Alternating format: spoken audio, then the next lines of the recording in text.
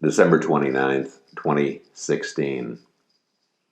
Happy New Year from California's Central Coast, Creston, CA, where Sharon and I are inaugurating the new year by visiting the home of lifetime friends Don and Cindy, along with their cattle dogs, horses, paintbrush, sunsets, and oak trees now barren of leaves.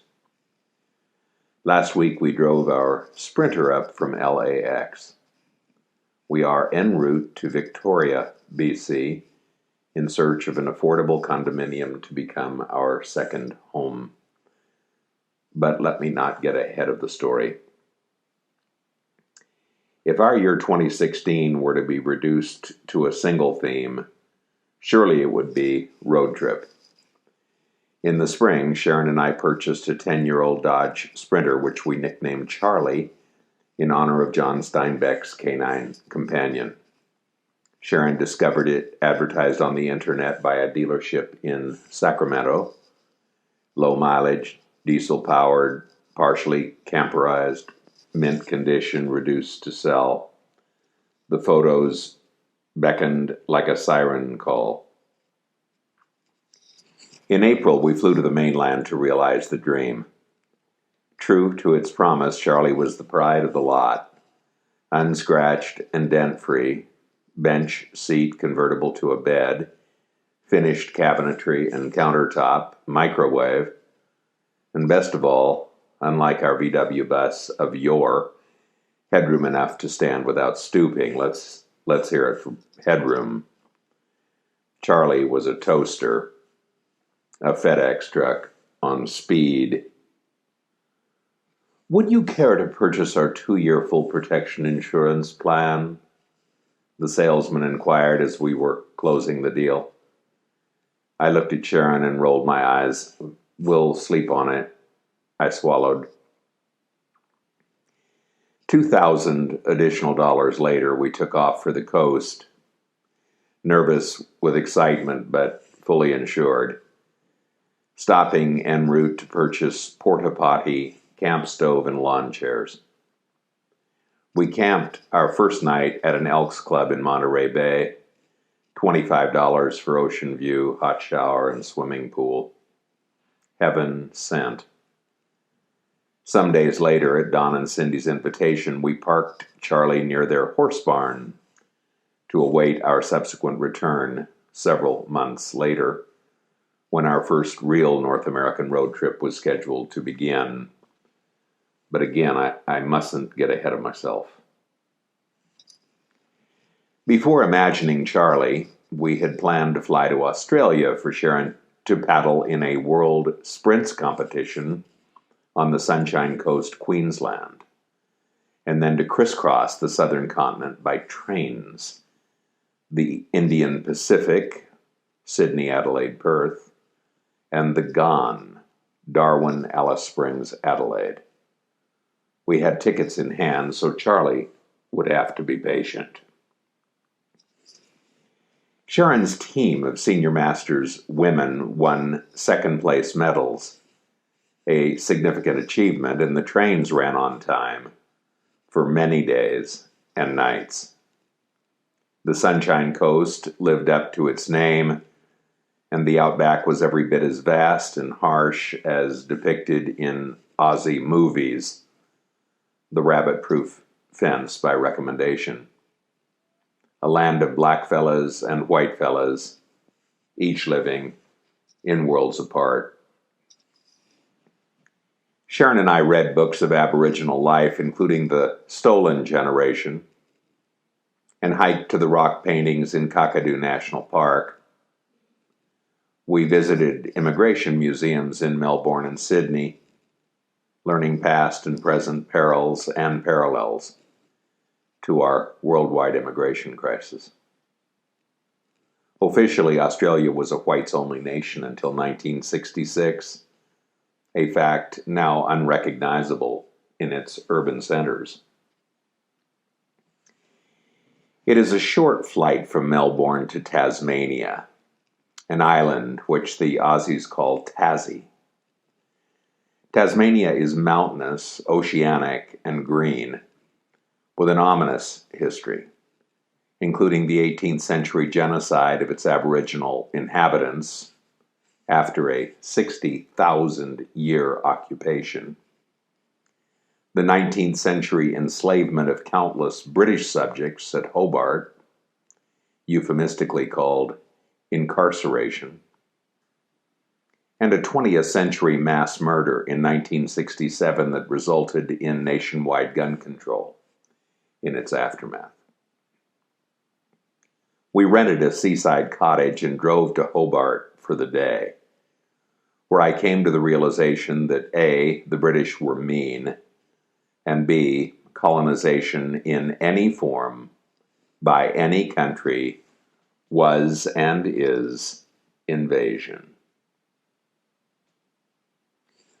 We reunited with Charlie in June for our inaugural road trip, a 3,000-mile loop trail extending north to Canada's Okanagan Valley, Vancouver, Squamish, Salt Spring Island, Victoria, and the Sunshine Coast. South along the Oregon coast to California's Russian River, and finally, some 6 weeks later, arriving in Los Angeles, where we had arranged an RV park and storage for Charlie within shuttle distance of the airport. Our travel accommodations were marvelously varied, including guest rooms and driveways of friends, private and provincial parks, and the occasional Hampton Inn. Other than a brake repair in Victoria, covered by our full protection insurance, Charlie performed flawlessly. We visited old friends, realizing that even a day of reconnection is enough to kindle memory and joy. In late September, we embarked on a more ambitious undertaking, Los Angeles round trip to Maine. 8,000 miles of deserts, forests, mountain passes, high plains, Great Lakes, oceans, billboards, roadkill, and mostly decent weather, interspersed with rain, wind, and highway construction.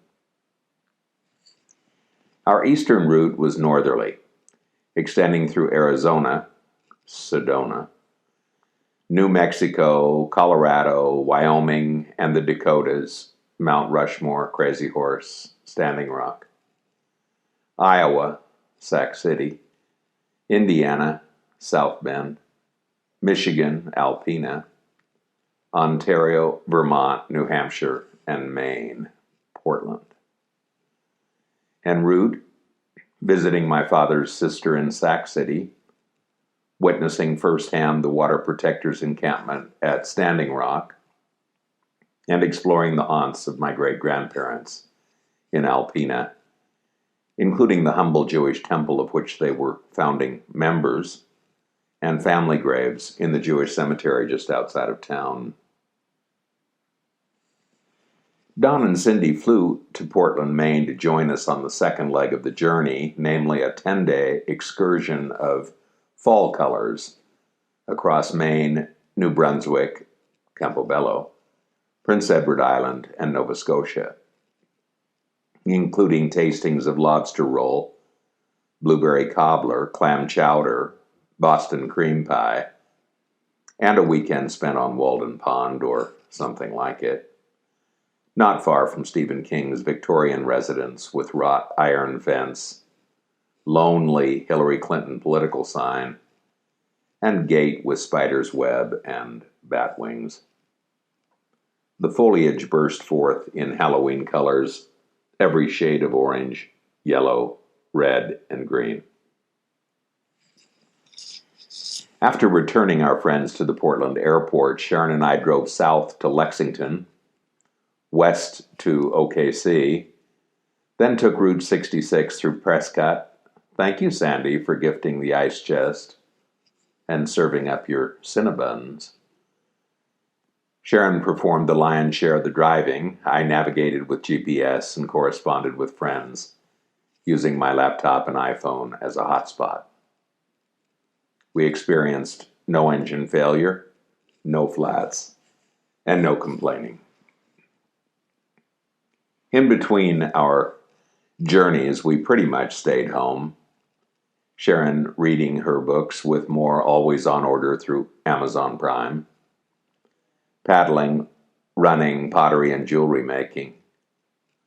I'm on the board of the First Unitarian Church of Honolulu, so my Sundays are tied up. I practice the literary arts at my beloved Elks Club and have joined a book club. I got into current events this political year. Who didn't? Forming and reforming opinions on just about everything. Composing essays. Don't get me started. Which brings me back around to our rationale for next week's drive to Victoria in search of a second home. We lived in Canada in the 1970s and loved it. At that time, our emigration was partially motivated by politics. Nixon was a war president, alongside a youthful spirit of adventure. Now, 44 years later, our motivations are unchanged. We would like to experience a temperate social climate, swim in mountain lakes, and breathe the pine-scented air without burning any bridges. Snowbirding. May the road rise up to meet you. May the wind be always at your back. May the sun shine warm upon your face. The rains fall soft upon your fields.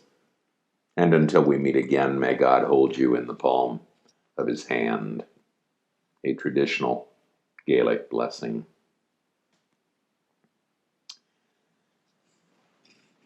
I included a few excerpts from my road trip journals and correspondence.